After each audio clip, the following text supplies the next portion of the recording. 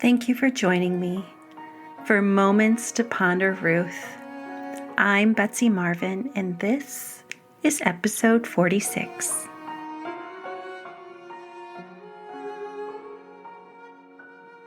Then Naomi heard in Moab that the Lord had blessed his people in Judah by giving them good crops again. So Naomi and her daughters-in-law got ready to leave Moab to return to her homeland. With her two daughters-in-law, she set out from the place where she had been living, and they took the road that would lead them back to Judah. But on the way, Naomi said to her two daughters-in-law, "Go back to your mother's homes, and may the Lord reward you for your kindness to your husbands and to me. May the Lord bless you with the security of another marriage." Then she kissed them goodbye, and they all broke down and wept. "No," they said, "we want to go with you to your people." But Naomi replied, "Why should you go on with me? Can I still give birth to other sons who could grow up to be your husbands? No, my daughters, return to your parents' homes, for I am too old to marry again. And even if it were possible and I were to get married tonight and bear sons, then what? Would you wait for them to grow up and refuse to marry someone else? No, of course not, my daughters. Things are far more bitter for me than for you, because the Lord himself has raised his fist against me." And again they wept together, and Orpah kissed her mother-in-law goodbye. But Ruth clung tightly to Naomi. "Look," Naomi said to her, your sister-in-law has gone back to her people and to her gods. You should do the same." Ruth 1, 6 through 15.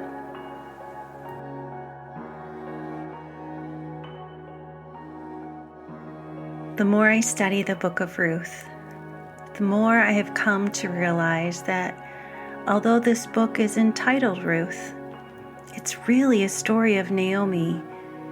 As we move through this series, I think you'll come to agree with me. Our verses today begin the shift of the story. Naomi has heard that life in Judah has changed, and God has blessed Bethlehem with crops, renewing the house of bread that it is. So she, along with Ruth and Orpah, set out from their home in Moab to return to Judah. In one verse, life completely changed for this little family of women. One commentary shares the view that when Naomi heard of God's blessing, she wanted to be a part of it. She could have stayed in Moab and wished her life was different, but she chose to move back to where God was at work. Bethlehem would be different from when she left, but it was still home. Drained of all that had given her life meaning, her husband and sons, she held on to the hope that returning to her hometown would at least be a better place to live out her last days. I like this idea of hope, but I'm not sure that's what motivated her. In the patriarchal society of that time, Ruth and Orpah had become part of Elimelech's family when they married his sons, even though Elimelech had died years before. This bound them to Naomi more than to their own families. But from our verses today, we can see that Naomi seeks to change this. She is determined to spare them from the empty life they would have in Bethlehem. It's interesting that she waited until they were on the road to bring up the idea that the girls return to their hometown. It's almost as if she didn't want them to be in a place where they could persuade her to stay. She wants to emancipate them, free them to pursue new futures. This sacrificial act of compassion is more than we can truly understand today in our culture. To let them go would lead to a life alone, without help, without companionship. Yet she puts their futures ahead of her own. The pros of them returning to Moab far outweigh the cons of Bethlehem. As pagan, Gentile, barren girls, their prospects in Bethlehem were frankly zero. Moab meant family protection and the possibility of a second marriage. Naomi speaks with them, saying, "Go back to your mother's homes, and may the Lord reward you for your kindness to your husbands and to me. May the Lord bless you with the security of another marriage." As she says this, they all weep together, and the girls insist on going with her. This small part of a sentence shows us the deep love the girls have developed for their mother-in-law. Naomi does mean pleasant, and I get the impression that she had been a loving mother-in-law. She had cared for them as they navigated their infertility and the loss of their husbands. These three women had bonded through their pain and loss and become a family. Naomi pushes them harder. "Why should you go with me? Can I still give birth to other sons who could grow up to be your husbands? No, my daughters, return to your parents' homes, for I am too old to marry again. And even if it were possible and I were to get married tonight and bear sons, then what? Would you wait for them to grow up and refuse to marry someone else?" Naomi isn't testing their loyalty. She's pushing them toward a future. In Bethlehem, they were sure to outlive her and would live a life of a refugee in a foreign land. This is something Naomi completely understands, and she does not desire that life for them. These verses are our first hint at the Levirate law that stated that a widow without children was to be married to the next son in the family in order to maintain the family line. We'll go deeper into this law later. In Carolyn Custis James' commentary, she calls Naomi a female Job. As catastrophes and loss plague her, it seems as if God has forgotten her, just as it seemed for Job. In verse 13, Naomi says, "Things are far more bitter for me than for you, because the Lord himself has raised his fist against me." This is a strong statement, but she's speaking from her heart. She is connecting her life experience with God, saying that he is the source of her trouble, because she knows he could have stopped them. Rather than criticize her for her hurt, let's notice that Job moment right here. She's lamenting, just as Job did when he stated in chapter 16 of Job, "Yahweh has made me his target. His archers surround me." Or in chapter 27 when he says, "The Almighty has made me taste bitterness of the soul."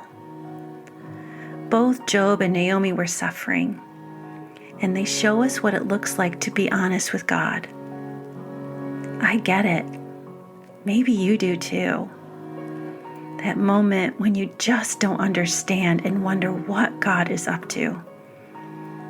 It's so hard to put the God of love together with the God who sees our suffering and lets it happen. We want to know why, just as they did. As Naomi wrestles with God, angry at her lot in life at that moment, we can see that she hasn't lost all faith in him. She is trusting him for the lives of her daughters, just not for herself. At this point, Orpah decides to return to Moab and her family, but Ruth clings to Naomi. Each girl had a choice to make, and yes, they chose differently, but they both showed loyalty in a different way. One, loyalty through obedience. We don't know what happened to Orpah, but some Jewish traditions say that she went on to have 4 sons, one of whom was Goliath. There's no way to know if that's true, but it's an interesting twist. "Look," Naomi said to Ruth, Your sister-in-law has gone back to her people and to her gods. You should do the same.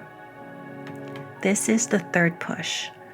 Not because Naomi doesn't want Ruth with her, but because she wants more for her. Have you ever found yourself in this kind of situation? On your own road to Bethlehem, trying to keep others from going down with you, so to speak? I mean, how often do you think you know better than someone else and seek to make decisions for their life based on your opinion? Next week, we'll look into what Ruth does, but for now, I'll leave you with this question. How honest are you with God? Do you allow yourself to really say what you feel, what you think? As we move through this book, I think it's important to note how much we need Naomi's story, her lament, her questions, her doubt. They give us permission to do the same. Whether you've been through the loss of a loved one, through painful circumstances, have been angry and blamed God, feeling a lot like Job, Naomi shows us that we can be angry and that even in this, we can take a step forward. Naomi continued on the road to Bethlehem. Even in her confusion and bitterness, she found her way back home. Do you need to do the same? May you remember that God hears you. You can be honest and open with Him because He laments with you and He continues to love you even if you're wandering through the wilderness. Amen.